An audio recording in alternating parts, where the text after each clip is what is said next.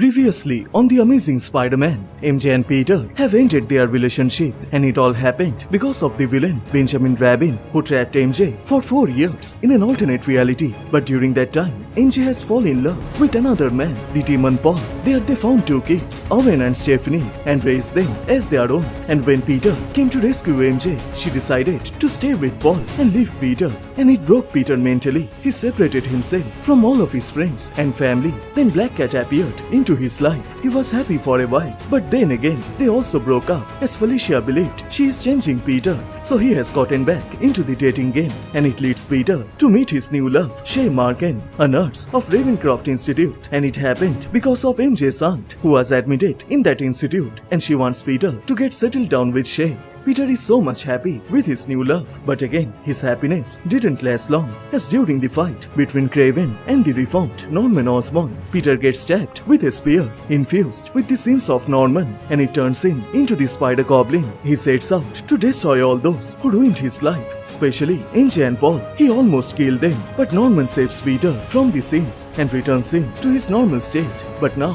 as the sins return to Norman, he again becomes the Green Goblin who wants to destroy Peter. So he manipulates his mind with the Winkler device and turns him again into the Spider-Goblin and forces him to obey his command. So after a lot of struggle and with the help of his friends, Miss Marvel, Kamala Khan, Dr. Kurt Connors, his assistant Doug, J. Jonah Jameson, and his Doc Ock arms, and the Walking Brain, Peter is able to free himself from the Goblin's control and able to kill the Goblin persona and saves Norman as well. Now Peter focuses once again in his personal and love life, but we all know things will eventually turn worse in case of Peter, and this time it will happen with the death of Aunt May.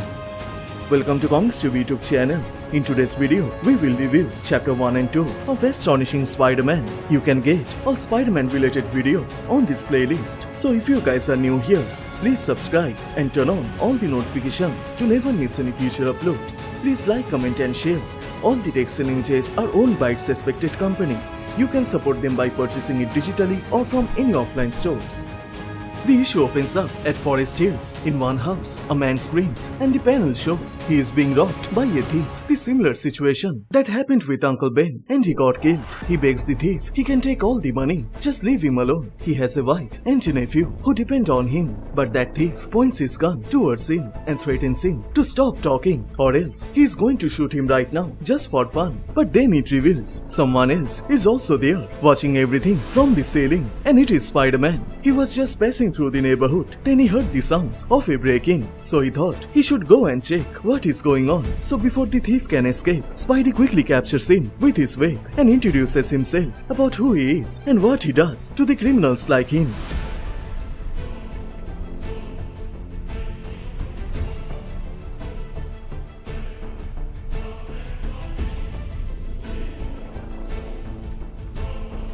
After a long time, Spidey finally gets the chance to get some alone time, especially after all the recent troubles he has been going through with MJ and Norman Osborn. Peter feels he has through the worst of it. Maybe he has beaten the Parker luck. But while Peter is enjoying, meanwhile, at the downtown, a robbery takes place in a bank. 4 thieves with guns break in there and demand them to hand over all the cash, and they will cause no harm. And the thieves are confident to rob this bank on a broad daylight, as they know Spider-Man can't get them. Meanwhile, Peter shows up at the Feast Community Center to meet Aunt May, who is working here to provide free foods and shelter to the homeless people. But seeing Peter, Aunt May tells him, ever since he and MJ broke up, his life became messed up. He maintained his distance from all of his friends and closed ones. Aunt May knows Peter has a lot of work to do than spending time with his aunt. But the thing is, he has to forget his past, maybe start dating again. After all, she wants to see her Grand Parkers before she is gone, and it upsets Peter.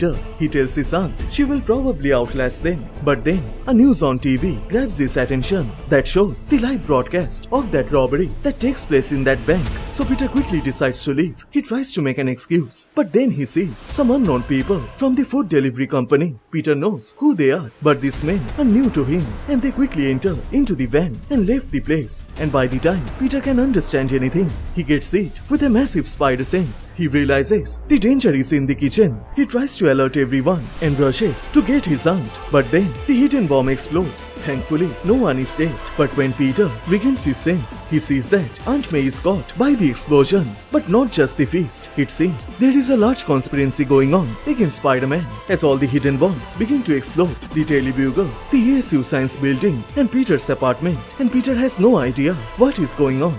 He tells the people to stay where they are, and he calls 911 and provides them the special Avengers code, which is only meant for a situation like this. He tells them the whole situation and demands the fire and EMS services immediately. There are multiple injuries, but they tell Peter it may take a little longer to get the help as they have a sudden influx of emergency calls across the city. And Peter realizes he cannot wait for them to arrive here. He has to get Aunt May to the emergency room by himself. She is in no shape to move like this, but Peter has no choice. He grabs his aunt and begins to swing towards McCarthy medical emergency room. He puts on his mask to cover his identity and quickly contacts them to prepare a crash cart. They will arrive in 4 minutes.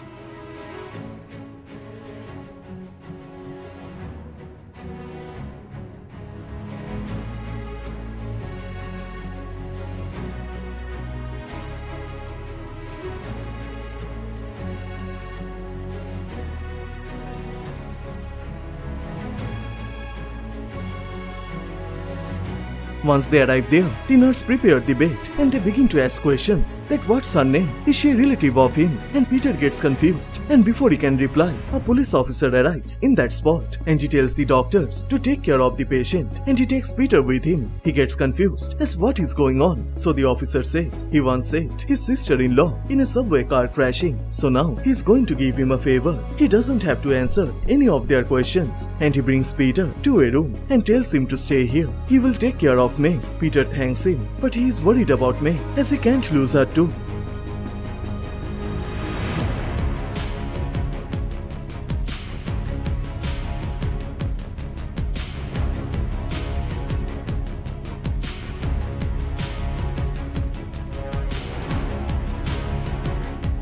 Meanwhile, at Lower East Side, the thieves return to an empty warehouse and meet their boss. They tell him the good news that he was right. Spidey wasn't there to capture them, but they are confused as how did he know that he wouldn't be there? He is always present when stuff like this happens. So the boss says all he has done is creating diversions. He knows when to strike. After all, he is one of the only person on Earth who knows Spider-Man's secret identity. And with this unknown villain who wants to destroy Peter, the chapter 1 and 2 of Astonishing Spider-Man comes to a close. So which part you like the most? Please share your thoughts on the comment section down below, and please like this video and do subscribe as this will motivate me to make more contents. Thank you so much for watching. Everyone stay safe and I will see you guys in the next one. Bye.